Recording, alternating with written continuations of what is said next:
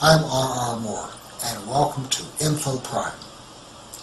Here I hope to provide you with information not normally available, or at least enhance your understanding on a wide variety of topics.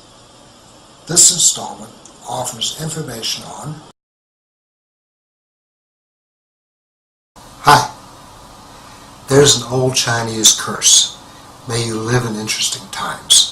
Well, politically, I think we're there. The news, nearing the end of February 2017, seems to be filled with stories of protests and intended political actions against President Trump. The protests run from the peaceful to the not so much. The messages these protests offer us, more often than not, are a tad slipshod with facts and the truth. President Trump seems to be, as was Hillary Clinton and President Obama, like Starbucks coffee. Half the people love it, and half the people loathe it. And that's fine. Everyone is certainly entitled to their opinions, both likes and dislikes. However, unlike coffee, we can't just run to the store and pick up some Maxwell House. We, the American people, have chosen Donald Trump as our president. Oh, and by the way, as a slight aside here, if you are someone who likes to use rude and slanderous words like racist, Islamophobic, and fascist to describe Trump, or to describe anyone for that matter, I'd like to offer a suggestion. Before using such words, first look up what those words actually mean. To paraphrase the character Inigo Montoya in the movie The Princess Bride, these words don't mean what you think they mean. You may not care if some people think you are rude, but do you really want people to think you are ignorant as well, and be able to prove it? Okay, enough of that. Trump's adversaries in Congress, and in a large portion of the media, and many people across the nation, are doing everything in their power, it seems, to thwart his being able to effectively manage.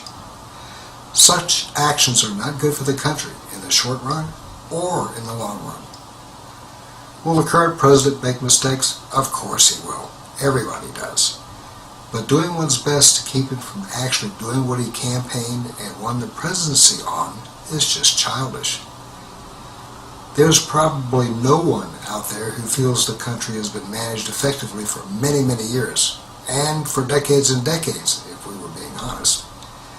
For those who disagree with me on this, please let me know who your dealer is, because you're getting some really powerful stuff.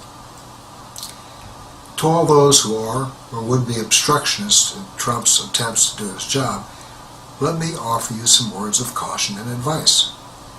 The job of the President of the United States of America is first and foremost a management and leadership job.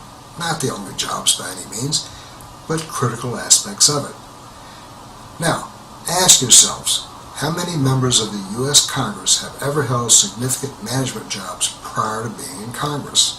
Further, of the few that may fall into this select group, how many of them have had the experience of managing something that was in deep trouble back into wellness? So, from the answers to those two questions, one will be left with a pitiful few indeed. This leaves a situation, that is the nation, by and large, being managed by the inexperienced. How has that worked out for us so far?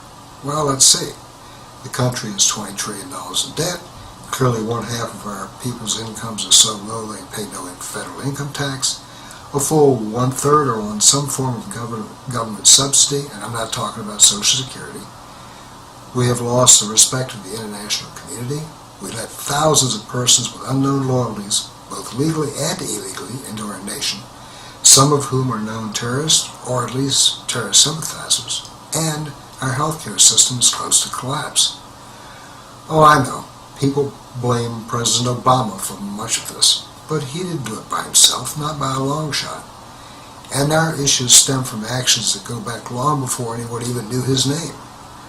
Now, independent of anyone's political leanings, our issues stem from lack of adequate and proper management. Well, clearly President Trump is an experienced manager and very successful. So why do some politicians do their utmost to not support him? And even try to obstruct a person with the needed managerial experience so sorely needed for the country? It doesn't fit their political agenda, nor their future livelihood. That's why. Can anyone spell term limits? As we are coming to realize, President Trump is unlike any prior president by a wide margin. And here's where the advice and caution I mentioned comes into play. Let me start with an analogy. Imagine a large swimming pool filled with fish, lots of fish. As one might expect, some fish are aggressive, some are passive. Some are eager, some not so much. Some are smart, some not nearly as smart. Some are brave, many are not. Some show good leadership qualities, others don't. Some are successful fish, most are not. Some want to make certain they are viewed as top fish. Some really don't care. Some are leaders, some are followers. Some have lots of experience at being productive fish, others do not. And some are piranhas. The piranhas like to keep things with which they don't agree from happening, and they work hard at it. Every now and then the fish would choose a new leader. A leader to keep the pool operating smoothly and to keep the fish safe. The fish have rules by which they select a new leader. Think of these rules as the fish constitution. Following these rules, they happen to select a fish unlike any they've ever chosen before. They chose a tiger shark. So the tiger shark arrives to take up its new job. Its only job is to ensure the safety of the fish and the proper and peaceful operation within the pool, not to eat all the fish. That was made clear to the shark. But remember, this is a tiger shark. So the tiger shark gathers around it a few of the most smart, the most successful, the best leaders, and the most loyal of the fish to help. Why does the tiger shark need help? Because the tiger shark knows that some of the fish that live in the pool know many things about the pool the shark does not. Now the tiger shark has some absolute requirements. Follow the rules of the pool, that is, the fish constitution. Be loyal, don't lie, offer objections when something does not seem correct according to the rules, but always work toward the betterment of the pool. Fish who don't follow these rules, likely, will be in for a really big surprise. But what of the piranhas? They view the shark's arrival as a threat to their food supply. First, one tries to bite the shark, then another. Next, the piranhas try multiple attacks on all sides of the shark. Now the shark doesn't really care, as the piranhas can't hurt the shark. But if they become an obstruction to the shark's primary goal, they soon will be rendered no longer an obstruction, one way or another. Solving the issues of an organization or effort that is in trouble is something with which I have experience. Not at the level of Trump or the presidency, obviously, but successful experience nonetheless. Based on my experiences, those who are being obstructionists to Trump's plan will soon go the way of the piranhas. The president has the experience, the power, and perhaps most importantly, the will to make that happen. These political media piranhas do not yet believe the president means what he says. In fact, the president does mean what he says. I truly believe that.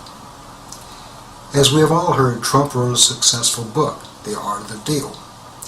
A deal, when it goes through, means more than just having been a good negotiator. It means fulfilling your end of the deal, that is, adhering to the resulting contract. Fulfilling his end of the deal is what made him a successful businessman. Trump appears to be treating the presidency as a deal of sorts. That is, his new office is a contract with the American people. He said he was going to do certain things, he got elected based on that, and now he is fulfilling the contract.